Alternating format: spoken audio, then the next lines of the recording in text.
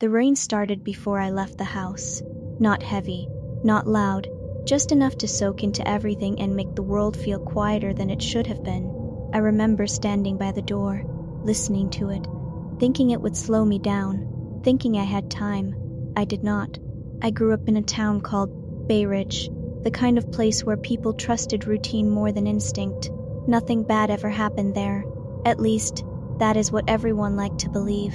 I lived in a crowded house with my mother, my stepfather, and too many siblings to ever feel truly seen. My biological father was mostly an idea, a voice that faded in and out of my life.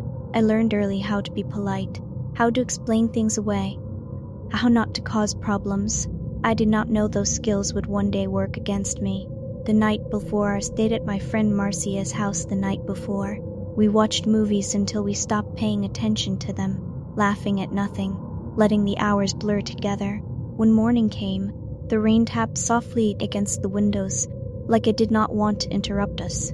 Around 9:30 a.m., I stood up and stretched. "I am gonna stop by the video game store," I said. "Then I will head home."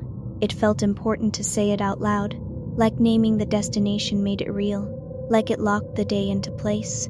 I put on a pink sleeveless shirt, blue jeans, white sneakers.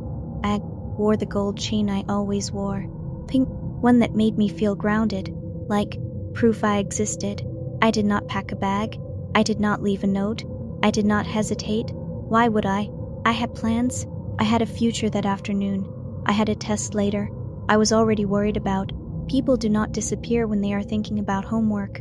The streets were quieter than usual. The rain blurred the edges of houses and cars, turning the town into something softer, less defined. I walked toward the main road, thinking about which game I might rent, how long I could stay out, how annoyed I would be studying later. My thoughts were ordinary. That matters.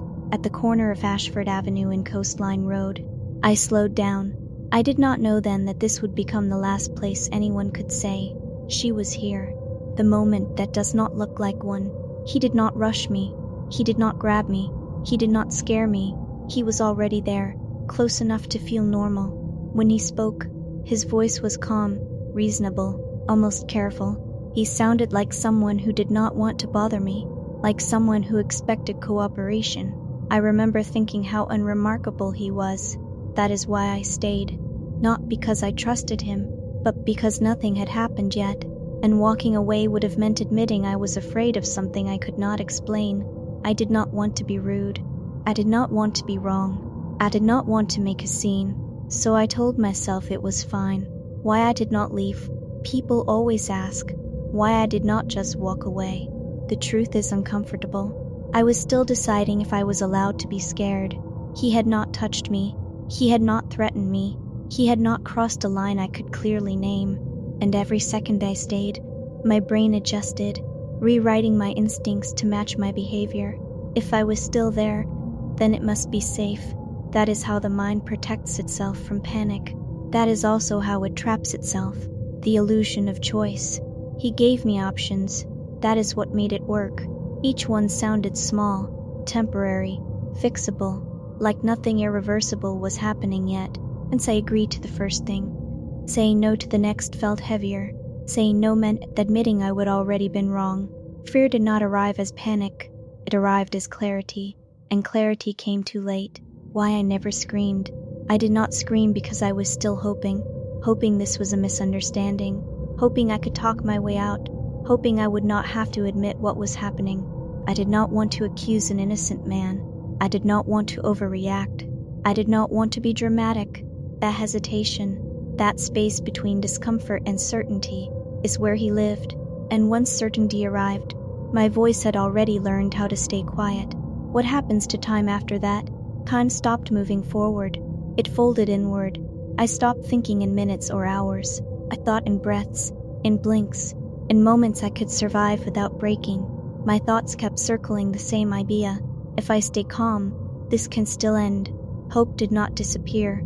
It shrank. And when hope gets small enough, it starts to look like cooperation. Why I did not leave anything behind. I know people wish I had fought harder, that I would left a clue, a sign, something to explain what happened. But trauma does not make you clever. It makes you small. Every part of me was busy trying not to disappear inside my own head, busy staying agreeable, busy believing survival depended on obedience. I was not thinking about being found. I was thinking about getting through the next moment. The realization. There was a moment, quiet and devastating, when I understood something I cannot forget. He was not reacting to me. He was finishing something he would already decided. I was not a choice. I was a conclusion. That is when my name started to feel distant, like it belonged to someone else, like it had already been filed away under, before, after I was gone. I know what happened next. My mom waited. Then she worried. Then she panicked. People searched my life for reasons that made sense to them. They said things like wild streak and bad influence and runaway, because those words were easier than randomness. They searched. They did not find me. Eventually, the word missing was replaced with something quieter, heavier, presumed dead. No body, no arrest, no ending, just absence. People still ask where I was going that morning. I say it the same way every time, because it is the last thing that was true. I was going to the video game store, a place with bright lights and open doors, a place where you choose stories and control what happens next, a place where nothing follows you home unless you let it.